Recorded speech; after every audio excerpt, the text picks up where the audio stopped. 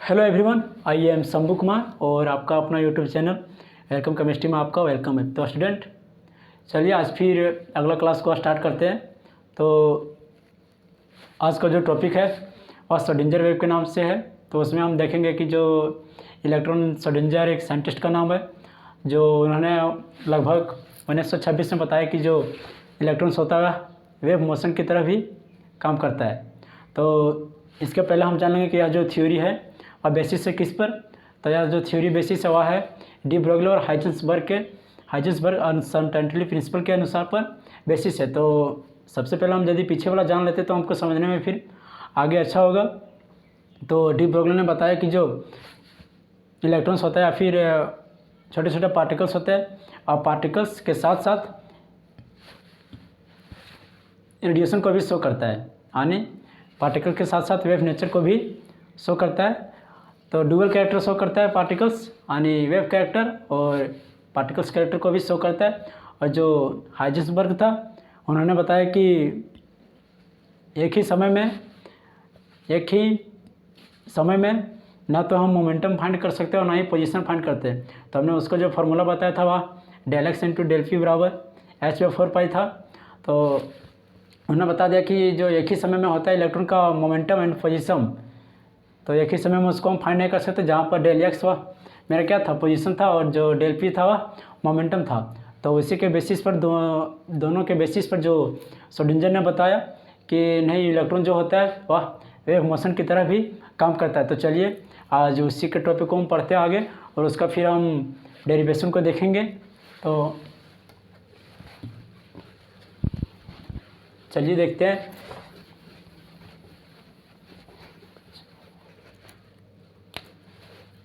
Topic होगा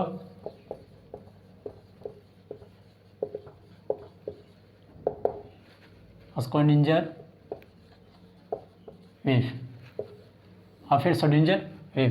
तो इन्होंने अपने स्टेटमेंट में बताया कि जो इलेक्ट्रॉन का जो किसी भी एटम्स का नेचर होता है फिर स्ट्रक्चर होता है वह लाइक वेव की तरह भी कार्य करता है। यानी वेव का यदि कहने का मतलब होता है तो जो होता है यदि यहाँ से स्टार्ट होता है एक पॉइंट से दूसरे पॉइंट तक जाता है तो इसको लैम्बडा के नाम से जानेंगे। और जो यहाँ से इधर से यहाँ पर एक पॉइंट तक जाएगा उसे भी लैम्बडा के नाम से जानेंगे। जो यहाँ से होगा वह साई के नाम से जानेंगे, जो साई वेव फंक्शन को दर्शाता है।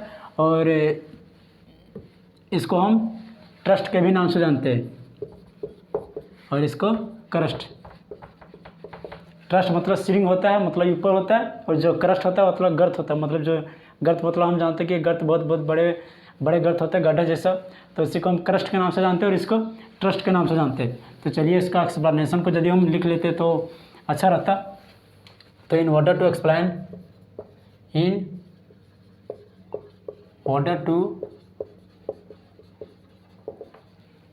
Explain nature of item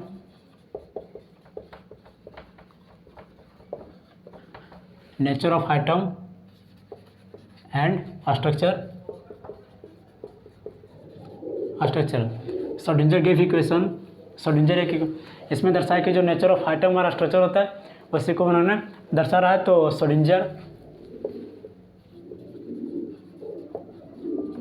Schrodinger gave equation in 1926 में। जो श्रोडिंगर था उन्होंने 1920 लगभग करीब उन्होंने फिर 1925 से 1927 के बीच में ही लगभग उन्होंने दिया था। तो फिर बोला कि एंड इलेक्ट्रॉन्स लाइक बिहेव्स, जो इलेक्ट्रॉन्स का पार्टिकल होता है, इलेक्ट्रॉन और particles behave as like wave. उन्होंने बताया कि जो इलेक्ट्रॉन्स होता है और बिहेव करता है किसके जैसा, वेव के जैसा बिहेव करता है। और फिर यदि हम इसका देखेंगे तो इट इज़ बेस्ट किस पर आधारित है। हमने बोला कि जो श्रोडिंगर ने इक्वेशन दिया था वह आधारित है किस पर, डी ब्रोगली और हाइजेंसबर्ग अनसर्टेनिटी प्रिंसिपल के आधार पर बेसिस है। तो यदि हम आगे इसका देखते हैं तो it is based on the de Broglie and हाइजेंसबर्ग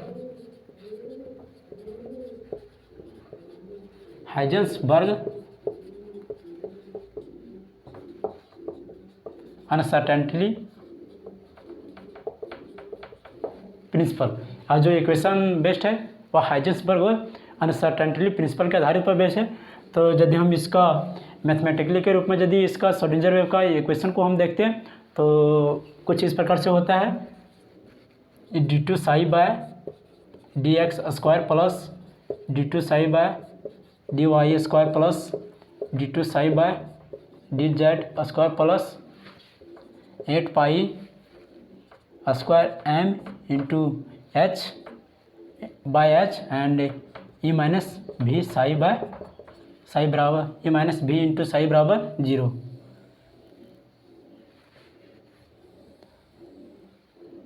ये जो इक्वेशन होता है इसे Schrodinger wave, this equation is now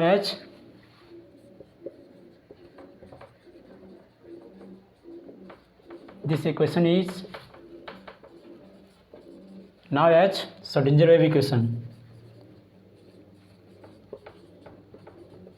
Schrodinger wave equation. अब इसका हम सबसे पहले लिखेंगे कि डी क्या है, साई क्या है, जेड क्या है। तो इस सबको हम चलिए पहले लिख लेते हैं। लिखने के लिए यहाँ पर मिटाना पड़ेगा, लेकिन इससे पहले आप वीडियो को पॉज करके लिखिए।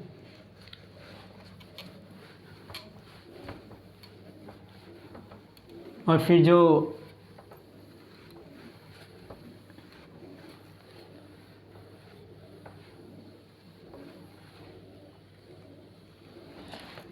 इस इक्वेशन को अभी हम ड्राइव करके लाएंगे कि जो इक्वेशन है वह कैसे कैसे आया। तो फिर चलिए इसका लिख लेते हैं। यहाँ साई बराबर वेयर साई बराबर वेव मोशन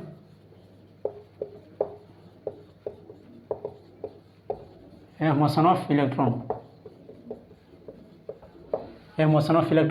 एम बराबर मास ऑफ इलेक्ट्रॉन और ई बराबर एनर्जी ऑफ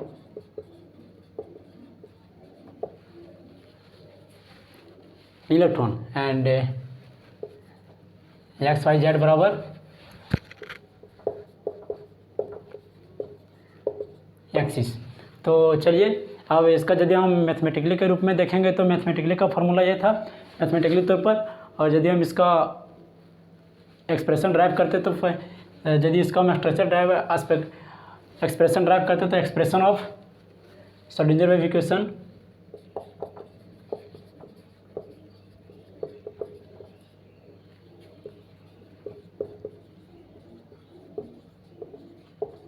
श्रोडिंगर वेव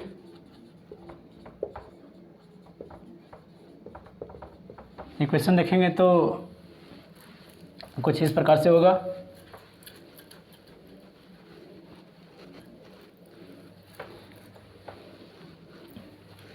पहले इसका इमेज बना लेते हैं जो साई और वेव के बीच में शो करता है। तो एक पॉइंट से दूसरे पॉइंट तक जो ट्रस्ट के पॉइंट और ट्रस्ट का पहला पॉइंट और ट्रस्ट का दूसरा पॉइंट मिलता है उसे लैम्बडा के नाम से दर्शाएंगे। जो यहाँ से इसका हाइट होगा उसे साई के नाम से दर्शाएंगे। और फिर इधर यदि नीचे में देखेंगे तो नीचे भी इस प्रकार से होगा, यहाँ से यहाँ तक साई रहेगा और यहाँ से यहाँ तक लैम्बडा को शो करेगा। तो इसका फिगर को ड्रा कीजिए। अब देखते हैं general equation of psi, general equation of psi बराबर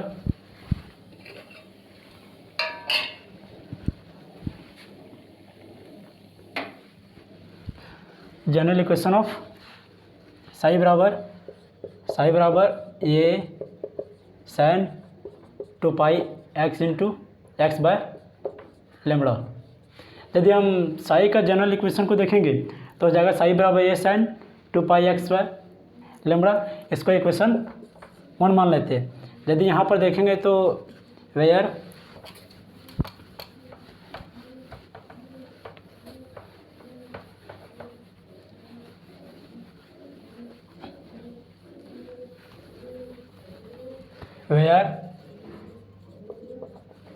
ये बराबर कांस्टेंट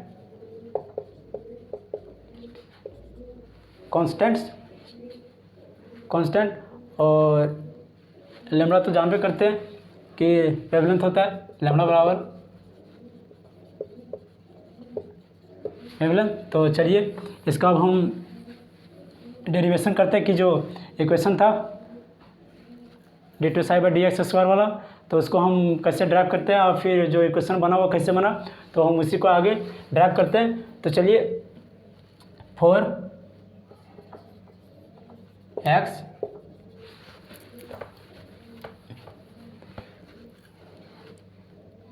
एक्सिस के लिए 4x एक्सिस के लिए डिफरेंशिएशन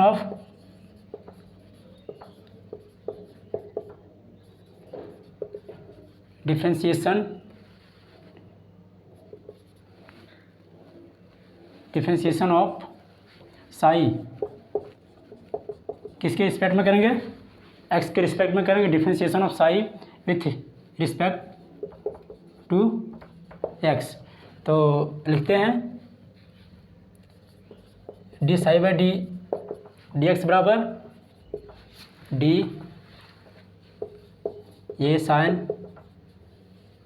2πx/λ। अब इसका हम डिफरेंशिएशन करते हैं आगे,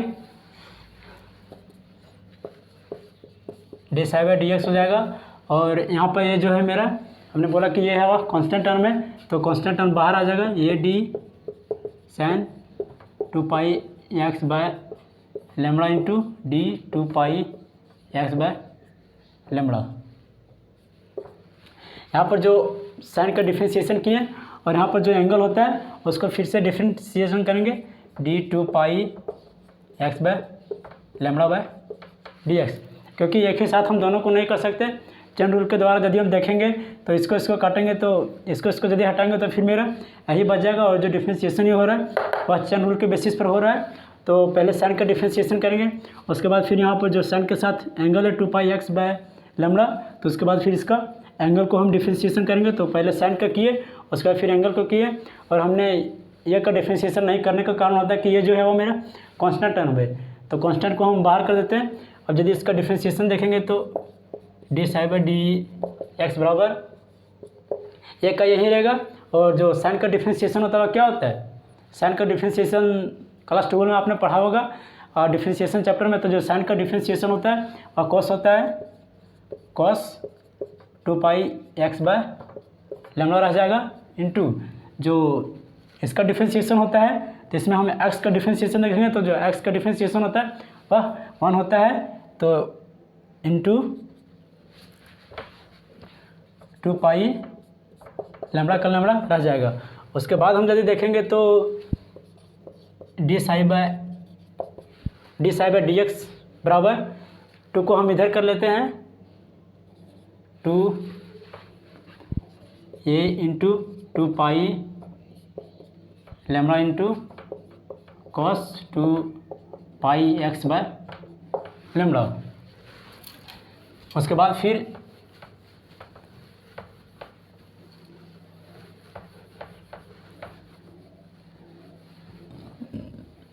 इसको हम फिर से अब इस बार फिर से इसको डबल डिफरेंशिएशन करेंगे।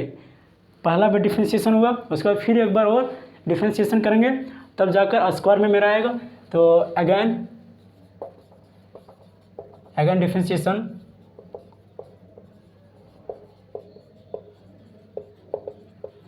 Differentiation of psi with respect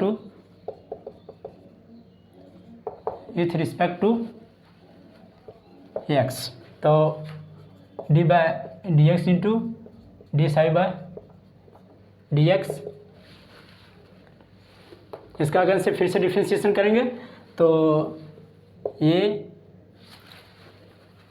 बराबर d A 2 pi lambda into cos 2 pi x by lambda आ जाएगा। उसके बाद d by d x into d psi by D x बराबर, यहाँ पर भी ये जो है डी है, उसके बाद A pi by 2 pi by lambda है, वो भी मेरा क्या है कांस्टेंट टर्म है। इसको कांस्टेंट टर्म मतलब पूरा ए इंटू 2 पाई बाय लैम्बडा को कांस्टेंट टर्म के नाम से जानते हैं। तो चलिए इसको फिर से हम कांस्टेंट को क्या करते हैं, कांस्टेंट को हमने बताया कि जो कांस्टेंट टर्म होता है उसको हम तुरंत बाहर कर देते हैं। तो ए 2 पाई लैम्बडा को हम बाहर कर देते हैं into D cos 2 pi x by lambda into 2 pi x by lambda. फिर से इसको पहले एंगल का डिफरेंशिएशन किए, फिर अब पहले कॉस का डिफरेंशिएशन किए, उसके बाद फिर एंगल का डिफरेंशिएशन करते हैं। तो d 2 pi x by lambda by D x, उसके बाद फिर लिखते जाओ इसका डिफरेंशिएशन और d 2 psi by D x square बराबर, ये तो कांस्टेंट टर्म है, तो ये 2 पाई लैम्बडा इंटू जो कॉस का डिफरेंशिएशन होता है, कॉस का साइन का डिफरेंशिएशन क्या हुआ था, साइन का डिफरेंशिएशन कॉस हुआ, और यदि हम कॉस का डिफरेंशिएशन को देखते हैं तो कॉस का डिफरेंशिएशन माइनस साइन होगा, minus sine 2 pi x by lambda into इसका जब डिफरेंशिएशन देखेंगे तो यहाँ पर फिर से एक्स का डिफरेंशिएशन क्या होता है, एक्स का डिफरेंशिएशन 1 होता है, तो इसको फिर हम 1 को हटाएंगे, उसके बाद फिर लेंगे 2 पाई बाय लैम्बडा। और उसका हम आगे यदि हम देखेंगे तो चलिए देखते हैं आगे।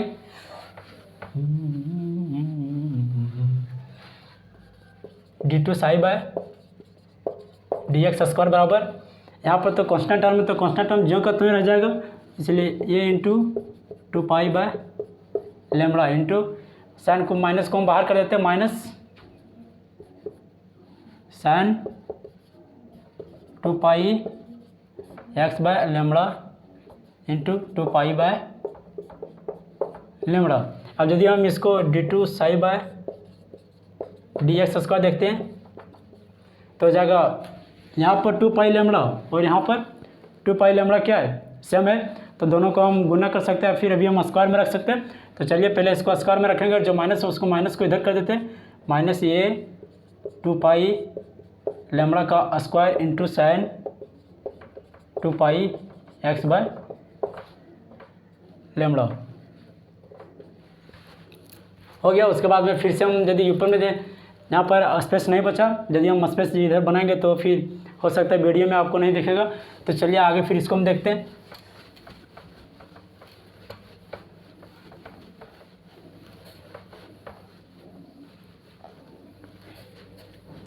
यहाँ पर जो होगा कुछ इस प्रकार से D 2 psi by D x square बराबर माइनस ये